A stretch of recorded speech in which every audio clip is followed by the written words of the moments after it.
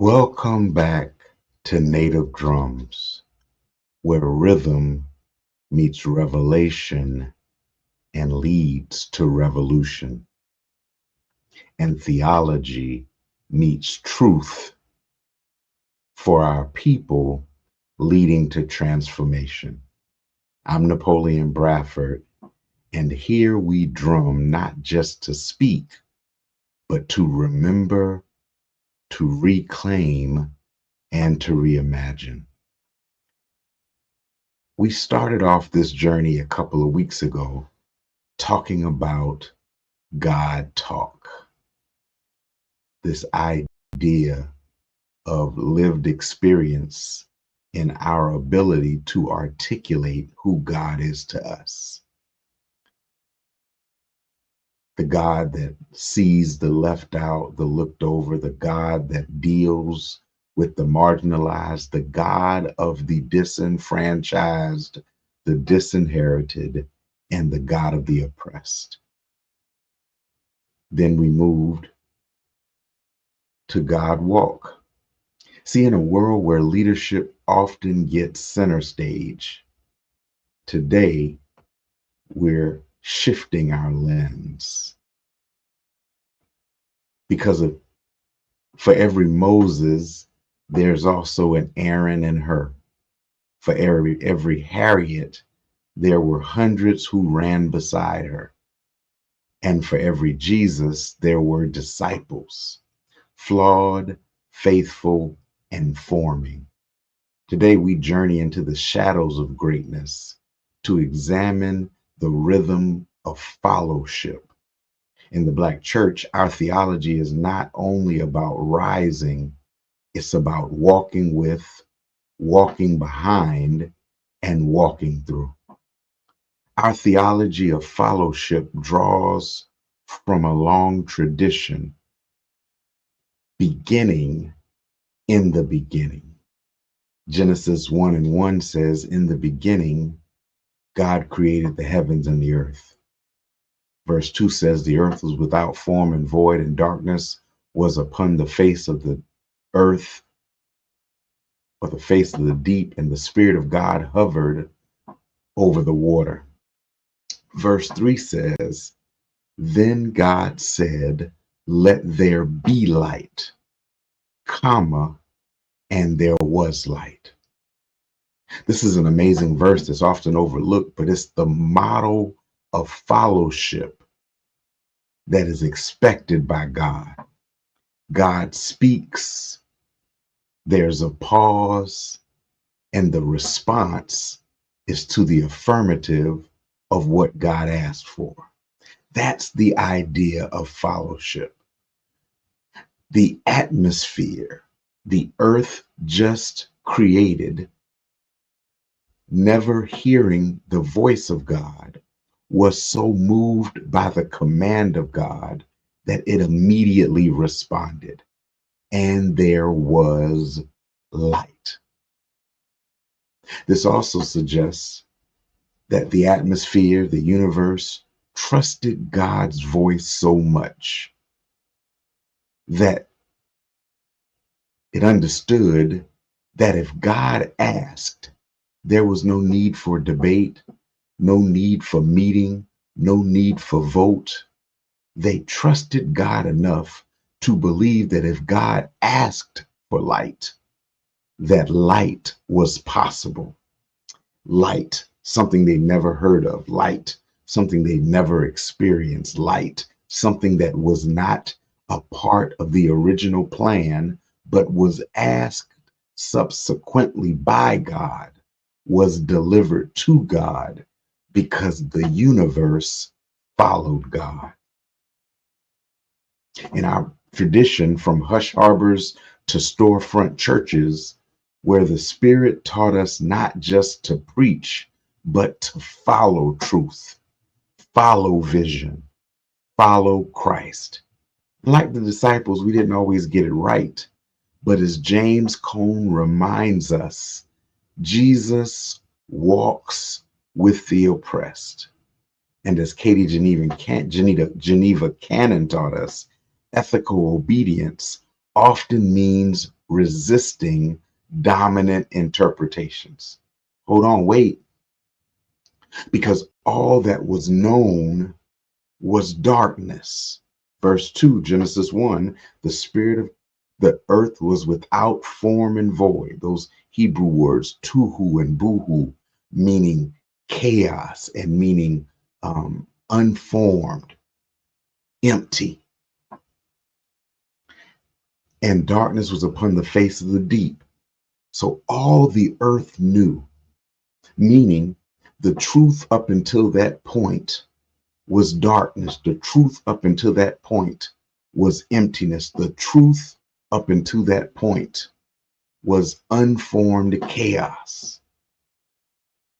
But God introduced an idea, a reimagining of what was possible. And can I tell you how the universe responded? They didn't respond like we often respond with those 7 last sayings or last words of a dying church. We have never done this. We have never done it this way. We have never done it this way. Or we have never done it like this. No, it responded in concert with God's request. Renita Weems shows us through her study of women's biblical witness, sometimes the most faithful act of fellowship is not to stay silent, but to speak truth in tension. Today, we press into the footsteps of those who followed the liberating one. In our last episode, we talked about leading the good God walk, pastoring with power, justice, and presence. But every leader needs a follower, and every follower must know how to walk with the one they follow. Today, we turn to the walk behind the walk, the theology of fellowship, because truth is, leadership is only as strong as its fellowship. The first thing we're going to talk about is this invitation to follow. This idea of come and see. See, Jesus engaged the disciples not with commandment first, but he started with invitation. Come follow me. Before they were apostles, they were followers. Fellowship begins with curiosity and courage. Andrew, Peter, James, and John left their nets to follow a teacher who hadn't yet revealed the full shape of his mission, had never taught a lesson, but engaged them in a way that sparked their curiosity and reminds us that good fellowship begins not in clarity, but in commitment. Being a pastor is a calling, but being a follower is a choice daily. Every day, you must decide that you believe in your leader enough to go with them wherever they go. We also remember Mary Magdalene, one of the first to follow and finance the movement, whose fellowship made her the first to preach resurrection. Her curiosity wasn't casual, it was costly. See, following, though often frustrating for those who follow, especially those who follow with a desire to lead, avails opportunity that you wouldn't have gotten if you just sought out leadership first, or if you attempted to stay on the sidelines. See, the choice to follow puts you in a category that shows that you can be trusted with the mission, trusted with the work. And it's through the trust that is built that opportunity is availed. Now, fellowship often has a cost. For Mary Magdalene, it costed her relationships. It costed her the need or the action of risking everything. And to this day, it costs her, because it costs the women that choose to follow, oftentimes their reputation, and oftentimes because of patriarchal narrative and colonized Christianity, it costs them their femininity. Because oftentimes we find that women who choose to follow Christ have to be, or feel they have to be, manly in order to be acknowledged. And even in some spaces, 2025, they're still having to serve in silence, suppress their call, or subjugate themselves to preaching from the floor when they're more powerful than many of those who preach in pulpits. Peter once cried, "We've left everything to follow you." That was not a complaint, but it was a confession. The cost of fellowship is real. Careers, comfort, certainty. In the Black church, we felt this tension, called to follow Jesus in the midst of oppression, violence, and systemic disregard. Oftentimes, our stances cost us our freedom. Think about Martin Luther King Jr. and his arrests in Birmingham, his beatings, and his subjecting himself to a hostile environment and those who were with them. It's recounted in the movie Selma, in the crossing of the Edmund Pettus Bridge. Think about John Lewis and that Good Trouble. In order to follow, especially those of us who bear the weight of social justice and challenging these restrictive and oppressive systems, following Jesus means sometimes feeling like loss before it reveals purpose. When followers seek crowns without crosses, we lose our way. Walter Fluker reminds us the need to be honored becomes dangerous when ego overrides ethic.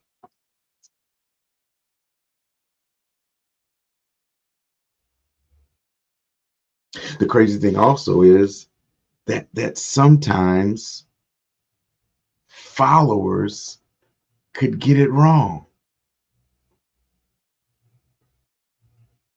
right? So sometimes followers could get it wrong. Peter goes from divine insight into dangerous interference. Peter goes from making this confession in Matthew 16 that you are the Son of God, right? And Jesus saying, flesh and blood did not reveal this to you. And then stating, your name is no longer Peter, Simon, but Peter, and upon this rock I'll build my church. And Peter goes on to put his foot in his mouth, right? Because he goes from confessing Jesus as the Christ to rebuking him for talking about the cross. And in that moment, Jesus says, "Get behind me, Satan."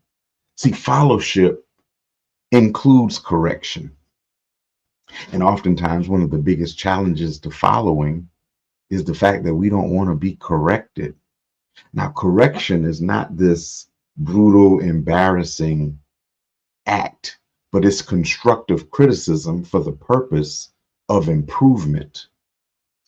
But when you see your leader as the enemy and not necessarily the coach trying to bring the best out of you, then you posture yourself to always hear with an ear of offense.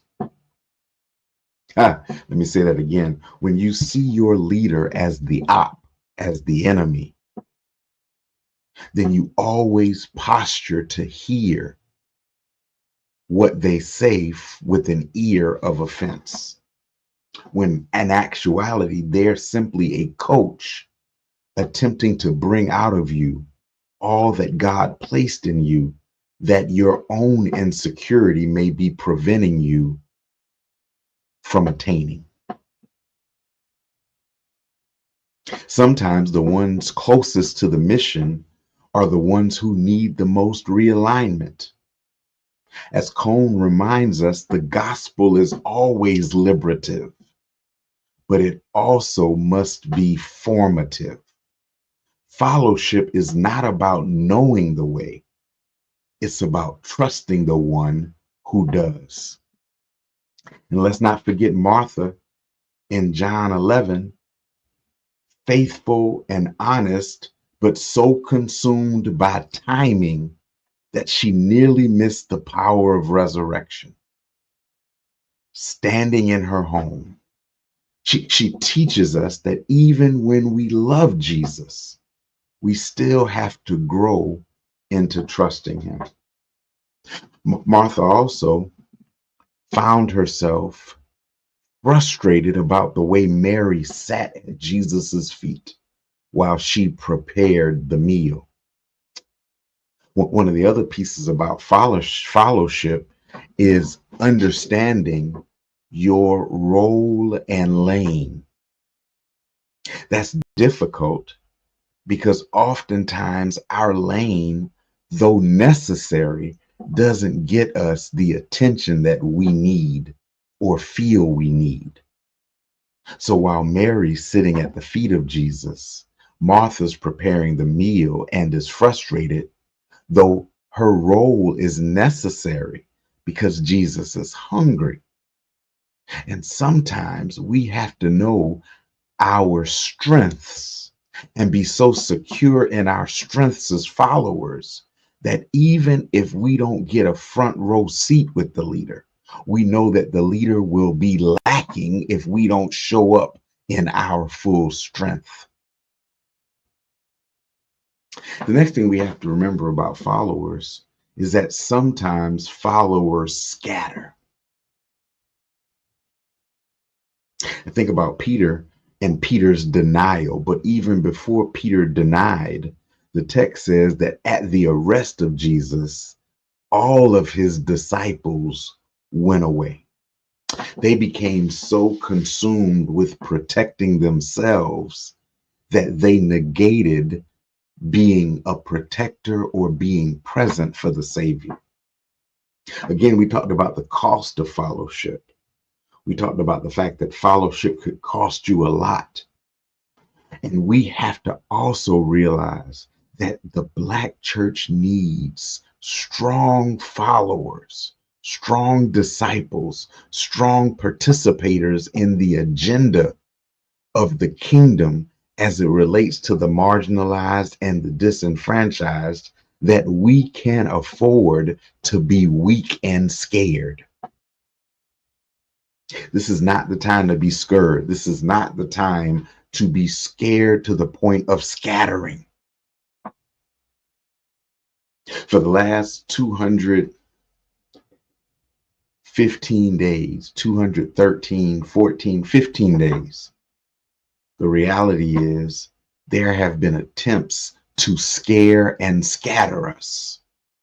Executive orders that challenge the very construct of what we believe and attempt to dismantle what our forefathers fought for and marched for. And many of us have chosen to be so scared that we are silent, so scared that we are sitting down and not standing up against these challenges. And the crazy thing is that this is the uncomfortable truth of ministry. Even the most faithful fall. But the grace of God doesn't cancel you, it calls you deeper. Henry Nouwen writes that pastors lead from their wounds. I'd argue followers walk with limps. In the Black church, we need a theology of redemptive failure, one that says you belong even if you're broken. Whew. Let me say that again. In the Black church, we need a theology of redemptive failure, one that says you still belong even if you're broken, even if you've messed up. Because one thing we have to remember is that followers will miss the moment. It is captured throughout the biblical narrative, the gospel narrative. There's so many moments that are missed. Sometimes the disciples didn't just fall, they failed. In Mark 9, they couldn't heal a mute boy. They didn't even realize that the Father brought this son to be healed because they were so busy trying to prove who they were to the scribes. So many times, what happens with followers is you're so distracted trying to prove yourself to non-believers and those who are attempting to argue and get you off track that you can't even be present for the real mission. We see it all the time. Think about all the times we engage in Facebook banter in the comments. And we get so distracted in the comments that we can't even deal with the critical issues. And as a result of their distraction, this boy almost left unhealed. This father's faith became frustrated. When they came back later on and asked, like, Jesus, why couldn't we do this? Jesus said, this kind comes from fasting and praying, which means as a follower, you can't become so distracted that you don't remember the disciplines. Those celebrated disciplines that are needed to keep you refreshed, restored, and ready for whatever comes your way. In Matthew 15, they tried to send away the Syrophoenician woman. Remember she was crying out, and the disciples said, Jesus, send her away, for she cries out after us. One thing about following is that sometimes in fellowship, you become so familiar with the one you're following that you assume that you have the same authority and deserve the same deference. This woman wasn't coming after Jesus. And to be wasn't coming after the disciples. She was seeking something from Jesus. In fact, if you read the scripture, Jesus went to this region between Tyre and Sidon, which was completely out of the way, for the sole purpose of seeing her. What do you mean? Well, if you read the text, after her daughter was healed, the text says he returned back to Galilee, back to where he was. The disciples, thinking they were on his level, prematurely tried to prompt him to forego the real reason he was there. Sometimes followers can lose focus and allow their own biases, their own misconceptions, because followers are still students. They don't necessarily know it all. And because of this woman's gender and race, they almost missed her faith act. In John 9, these same disciples assumed that a blind man was suffering because of sin that was committed by he or his parents. In fact, they said, Jesus, who sinned that this boy was born blind? Was it he or his parents? Sometimes you got to be careful that in your following, you don't sound foolish. It's amazing. Again, this familiarity can make you feel that you have access and influence. Now, listen to what I'm saying. I'm saying not in a bad way. I'm not trying to, I would never try to diminish the intelligence of followers. But sometimes followers are not completely, they may be familiar with the leader, but they may not be completely familiar with the vision God has given the leader. And as a result, in their commentary, they could end up sounding condescending when in reality, they should be committed to the leader they say they trust. This is not the time in 2025 for you to be following leaders you don't trust. The leaders that you're following, you are cognizant enough and capable enough to make the choice. But your choice, your choosing of the leader you're following requires that you also are committed to where they're leading you. In John 6, they doubted that a multitude, the disciples doubted that a multitude could be fed with what was in their treasury, but also with what was offered by a little boy. If you remember, it was said, first of all, it was said, how can this meal feed so many? No, actually, it was first said that all we have is 200 denarii in our treasury. Are we supposed to go buy them bread? Then Jesus said, listen, what else do you have? He said, I have a lad with 5 barley loaves and 2 fish, but what is this amongst so many? Now understand, going back to the universe's belief in God's asking or command for light, even when light was unknown, these disciples had to, we would have assumed as readers that they who had been following Jesus had probably previously been fed by Jesus. And we would have thought that if Jesus asked, that Jesus already understood how it was going to be done. We have to also believe that when our leaders present ideas, that they already have an idea, they already have a plan for its execution. God has an amazing way of promoting us through our participation. Listen, let me say that again. See, God can do it all.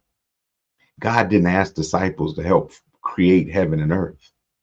God didn't ask disciples to help pull back the waters so that land could appear. But God invites us to be co-creators, to be participators in the plan of God. Leaders invite us to follow because we then have ownership, buy-in into what comes from the work. When those persons watched Lyndon Johnson sign the Civil Rights Act, even though only a few were in the room, everyone who was watching on TV celebrated that were participating in the movement, because that win, though King was in the room, was a win for the community. And when we all participate, look at what happens in the feeding in John 6. The disciples then go and collect baskets, that 12 baskets, one for each disciple that was a part and participating in the miracle.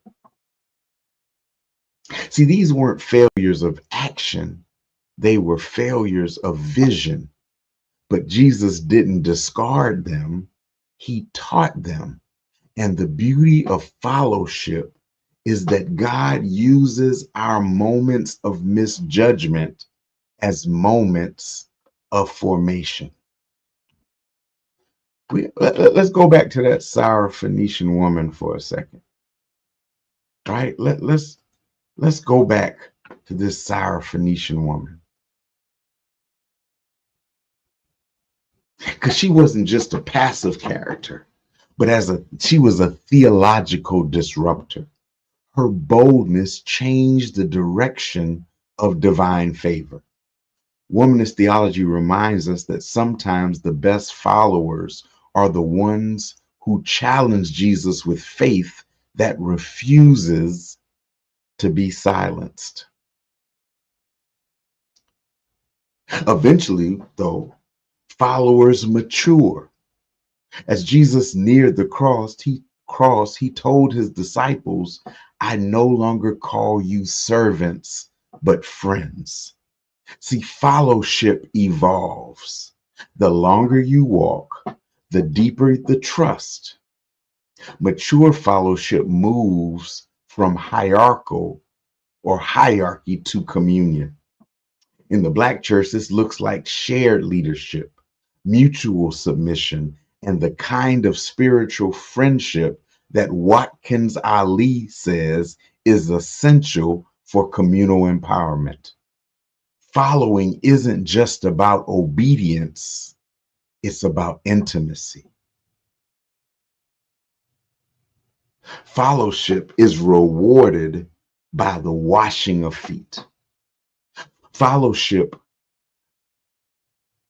Mature fellowship allows for the leader to disrobe, to remove the protection and to remove the barriers and the boundaries that are put in place as trust is being formed.